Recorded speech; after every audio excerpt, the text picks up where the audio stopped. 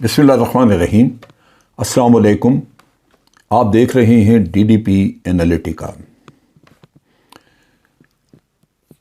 حکومت تقریباً بوکھلائی ہوئی ہے اور کئی محاذوں پہ اپنا یہی جو صورتحال بن رہی ہے اس پہ کئی محاذوں پہ جنگ لڑنے کی کوشش کر رہی ہے۔ میں نے اپنی اس سے پہلے ویلاگ میں بتایا کہ اسلام آباد کے ریڈ زون کی انہوں نے جو اس کی حدود ہیں وہ کہیں آگے پہنچا دی ہیں۔ خوف پھر یہ ہے کہ جو صحافی ان کے بارے میں انفارمیشن وغیرہ دے رہے ہیں اور پی ٹی آئی کی لانگ مارچ کو پوری طرح کور کر رہے ہیں، وہ لانگ مارچ جو ہے وہ پروگریس کر رہی ہے اسی طرح، اور اس کا کوریج ایک آدھ چینل دیتی ہے، دوسری چینلز تھوڑی بہت خبر کے نقطہ نگاہ سے دیتے ہیں۔ وہ ایک خوف کی علامت بن چکا ہے، لہٰذا ان صحافیوں کو ہراساں کیا جا رہا ہے۔ اس میں آپ دیکھیے کہ چودھری غلام حسین، ان کی ایج جو ہے وہ تقریباً میرا خیال ہے 78 ایئرز یا 76 ایئرز ایج ہے، بزرگ آدمی ہے، اور ہو سکتا ہے صحت کا بھی کوئی مسئلہ ہو، لیکن ان کو کوئی 2013 کے کسی قصے میں ان کو کوئی وارنٹ وغیرہ لے کے تو اندر بند کر دیا۔ اب ان کو پہلے تو تفتیش کے لیے رکھا ایک آدھ دو دن، تفتیش کس بات کی کرنی تھی وہ تھا ہی کچھ نہیں، لیکن اس کے بعد ان کو بند کر دیا اندر لے جا کے۔ اب وہ وہاں چلے گئے۔ یہاں پہ یہ ساری چیزیں میں ایک سیناریو آپ کے سامنے رکھتا ہوں اور پھر آپ کو اندازہ ہوگا کہ یہ کتنے گھنونے لوگ ہیں اور کیا کر رہے ہیں۔ عمران خان ابھی فوری طور پہ اپنی لانگ مارچ شروع نہیں کرنا چاہتے تھے۔ ان کا یہ خیال تھا کہ لانگ مارچ فوری طور پہ کرنے سے پہلے ہر طرح کا موقع دیا جائے، اور لانگ مارچ ویسے بھی ایک ڈیفیکلٹ پروسیس ہے جہاں پہ لوگوں کو تنگی ہوتی ہے، اور باوجود اس کے کہ لوگ انتہائی زبردست جذبے کے ساتھ شریک ہیں اور بہت بڑی تعداد میں، اور تعداد بڑھتی جا رہی ہے۔ اس چیز کے باوجود عمران خان غالباً لانگ مارچ فی الحال نہیں کرنا چاہتے تھے، لیکن ان لوگوں کے حربے، ایک طرف تو انہوں نے پیمرا کو پیمرا نے حکم دیا میڈیا کو، مختلف چینلز کو، کہ آپ کوریج نہیں دیں گے، اگر لانگ مارچ ہوتی ہے تو اس کا کوریج نہیں دیں گے۔ پھر جو پی ٹی آئی کے لیڈرز ہیں ان کی تقریریں نشر نہیں کی جائیں گی۔ آپ امیجن کریں وہ آپ کو کھا جائیں گے، کیا کریں گے وہ، لیکن تقریریں ان کی کور نہیں کی جائیں گی۔ دوسری طرف یہ سارا قصہ یہ تھا جو لانگ مارچ کو ختم کرنے کا، وہ یہ تھا کہ حکومت وہی 25 مئی والا قصہ دہرانا چاہتی تھی، لیکن اس کے لیے انتہائی ضروری تھا کہ پنجاب میں گورنمنٹ ان کی ہو۔ جس ڈٹائی اور بے شرمی سے 25 مئی کو لوگوں کے گھروں کی دیواریں پھلانگ کے یہ اندر گئے، یہ وہی ڈرامہ دوبارہ دہرانا چاہ رہے تھے۔ اور کیوں نہ دہراتے، اس کی وجہ یہی ہے بڑی سامنے آپ کے، کہ ایون وہاں پہ چودھری پرویز الہی کی گورنمنٹ، جو کہ پی ٹی آئی کی گورنمنٹ ہے، یہ بن چکی ہے، یہ اس 25 مئی کے ڈرامے کے ملزموں کو کسی کو بھی سزا نہیں دے سکے۔ لہذا یہ چیز واضح ہے کہ آئندہ بھی اگر یہ کوئی کرے تو وہ سزا سے بچ جائے گا، کیونکہ یہ اس کا ہمارا نظام ہی ایسا ہے۔ فرق صرف یہ ہے، یا مسئلہ ان کے رکاوٹ صرف ان کے راستے میں یہ ہے کہ اس وقت وہاں پہ پرویز الہی کی پی ٹی آئی کی جو گورنمنٹ ہے وہ اپنی پولیس کو ان کا اعلیٰ کار نہیں بننے دے گی، اور وہاں سے باہر سے اگر کوئی یہ کسی کو بھیجیں، وہاں پہ رینجرز بھیج دیں یا کچھ اور، تو وہ یہ کام کر نہیں سکیں گے۔ لوکل پولیس تعاون بھی نہیں کرے گی، اور یہ لوکل پولیس کے بغیر ہو نہیں سکتا، کیونکہ گرفتاریاں کرنا پولیس کا کام ہے۔ چنانچہ بھرپور کوشش تھی کہ کسی طرح 10 لوگوں کو توڑا جائے اور یہاں پہ حکومت گرا دی جائے۔ اب 10 لوگوں کو توڑنے کا مقصد یہ تھا کہ یہاں پہ ایک نو کانفیڈنس موشن دی جائے اور پھر اس پہ ووٹنگ کروا دی جائے، اور جب ووٹنگ ہو تو پی ٹی آئی کی گورنمنٹ کے پاس 10 ووٹ کم ہو۔ جو اس سے پہلے جو مارکا ہو چکا، جس میں کہ یہ تمام لوٹے بدنام ہوئے اور ان کے علاقوں میں ان کو عوام تقریباً جوتے مارنے کو تیار ہیں، یہ اپنے علاقوں میں جاتے نہیں لوگ، کیونکہ ان کی وہاں پہ جائیں تو شامت آ جائے گی ان کی، اس سے ڈرے ہوئے لوگ مانتے نہیں۔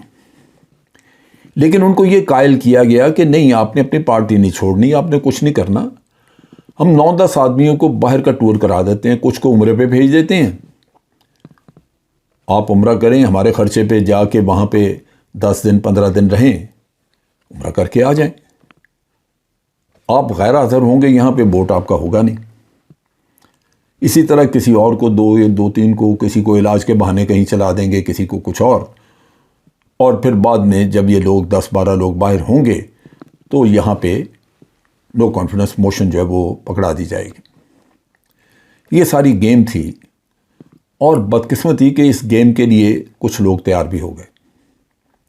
آپ نے دیکھا کہ یہ ایک وہ ان کے خرم سم تھنگ نام ہے ان کا، وہ واپس چلے گئے پارٹی میں، انہوں نے پہلے اعلان کر دیا کہ جی میں پارٹی چھوڑ رہا ہوں، قیمت طے ہو گئی ہوگی۔ لیکن جب اس نے یہی ایک تھی، میں سمجھتا ہوں عمران خان نے ایک سمجھداری کا کام کیا کہ لانگ مارچ کی جب کال دی تو اس کی جب رسپانس لوگوں نے دیکھی کہ اتنی پبلک اور اتنی زبردست اس کو رسپانس ملی ہے، تو وہ لوگ ڈر گئے، ان کے دل دہل گئے، اور وہ جو ایک پلان تھی کہ کسی نہ کسی طرح لوگوں کو ادھر ادھر کر دیا جائے، کوئی 1-2 پارٹی چھوڑ جائیں باقی، تو اس اسنا میں نو کانفیڈنس کروا دیا جائے پنجاب میں، پھر دیکھا جائے گا لانگ مارچ کو سنبھال لیں گے۔ لیکن وہ ہو نہیں سکا، کیونکہ لانگ مارچ پہلے اناؤنس ہو گئی، فوری اناؤنس کر دی گئی، اور یہ لوگ ابھی پوری طرح تیار نہیں تھے، اور جو تھوڑے بہت لوگ جن کو قائل کیا ہوا تھا، راضی کیا ہوا تھا، وہ پبلک کا ریئیکشن دیکھ کے وہ بھاگ گئے۔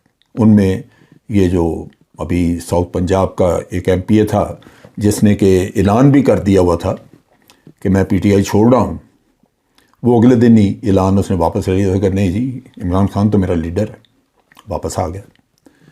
یہ لانگ مارچ کا امپیکٹ تھا جو میرا خیال ہے کہ عمران خان کریٹ کرنا چاہ رہا تھا کہ اس سے یہ اپنے طور پہ لوگوں کا جو ٹوٹنا ہے اس کو کنٹرول کر سکے۔ لیکن بدقسمتی آپ دیکھیے کہ کیا ان لوگوں کے ضمیر ہیں، کیا یہ ضمیر جو ہیں یہ ان کو جگانا، یہ ان کا نام تھا خرم سہیل لغاری، جو بکاؤ مال بن گیا تھا فوری طور پہ، اور تقریباً بک چکا تھا کہ وہ معاملہ رک گیا۔ اب یہاں پہ ایک اور جو خبر ہمیں ملی ہے پیمرا کی کارروائیوں کے علاوہ، کہ پیمرا نے یہ سارا کوریج بند کر دیا، جس کی وجہ سے آپ کو لانگ مارچ کی خبریں ملنی بند ہو چکی ہیں، وہ ملتی نہیں۔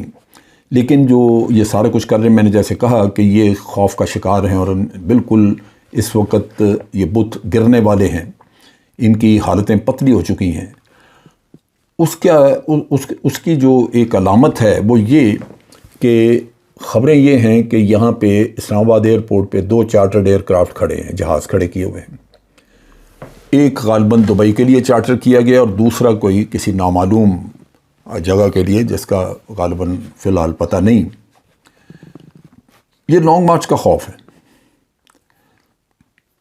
یہاں پہ بیٹھے حضرات غالباً ان میں وہ لوگ جو سمجھتے ہیں کہ ان کے لیے مسئلہ بن سکتا ہے اگر یہاں پہ لانگ مارچ آتی ہے، باوجود اس کے کہ عمران خان اور سب نے یقین دہانی کرائی ہے کہ پرامن ہوگی، ہم کوئی ایسا کام نہیں کریں گے، لیکن یہاں پہ وہ سری لنکا والی اگر صورتحال بن جاتی ہے، وہ تو بڑے بڑے لوگ بھاگ جائیں گے یہاں سے۔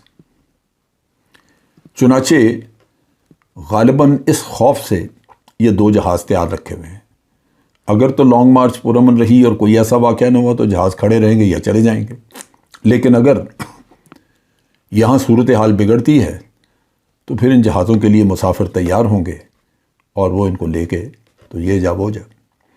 سو یہ بھی ایک خوف کی علامت ہے کہ یہ لانگ مارچ سے جو بچنا چاہ رہے تھے، اس پہ جو الزام تراشیاں اور جو کچھ، وہ سارا اسی وجہ سے ہے کہ لانگ مارچ کا والیوم، ہجوم، وہ دیکھ کے کہ پبلک کتنی ہے اور اس سے کیا ہو سکتا ہے. اگر لاکھوں کے حساب سے انسان آ جاتے ہیں تو آپ گولیاں چلا کے کتنے ماریں گے؟